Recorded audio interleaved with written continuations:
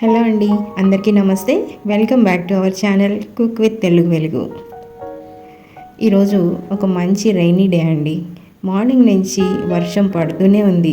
సన్న తుంపర, చల్లగా ఈ క్లైమేట్ ఎంత బాగుందంటే చాలా ప్లెజెంట్గా ఆహ్లాదకరంగా ఉందండి.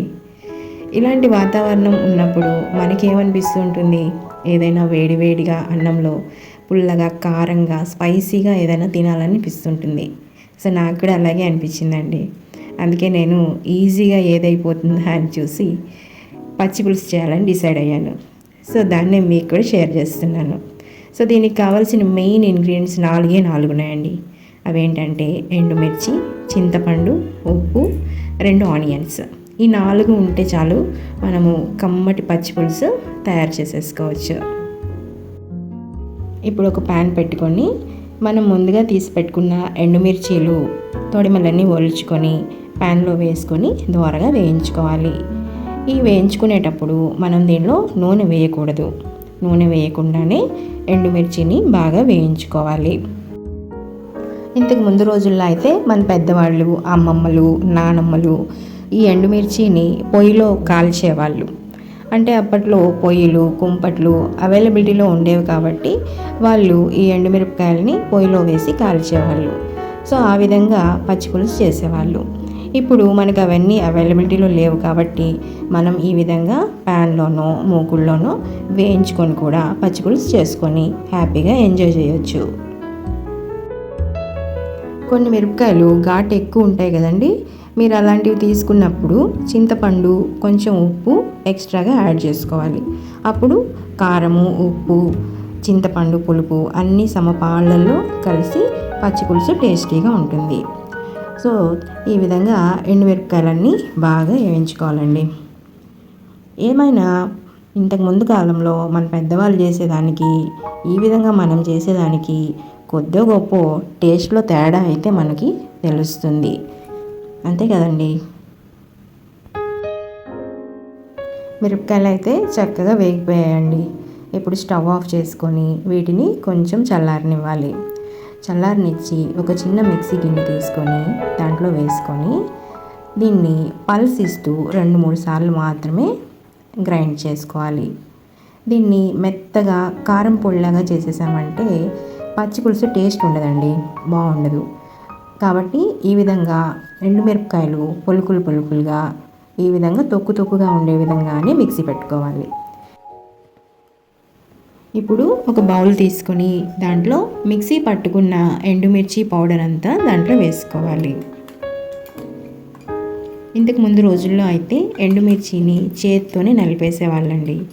కానీ ఇప్పుడు మనం చేత్తో నలిపితే చెయ్యి కొద్దిసేపటి దాకా మంట పెడుతూ ఉంటుంది. సో ఇంకా ఆనియన్స్ని ఈ విధంగా సన్నగా కట్ చేసి వేసుకోవాలి. తర్వాత దీంట్లో తగినంత ఉప్పు, చింతపండు రసము వేసుకోవాలి. చింతపండు రసాన్ని మరీ చిక్కగా కాకుండా కొద్దిగా పలచగా ఈ విధంగా చేసుకుంటే సరిపోతుంది. ఇవన్నీ ఈ బౌల్లో వేసి ఇప్పుడు బాగా మిక్స్ చేయాలి. దీన్ని చేత్తో అయినా కలుపుకోవచ్చు, లేదంటే ముద్దకం తీసుకొని బాగా ఎనిపినా సరిపోతుంది.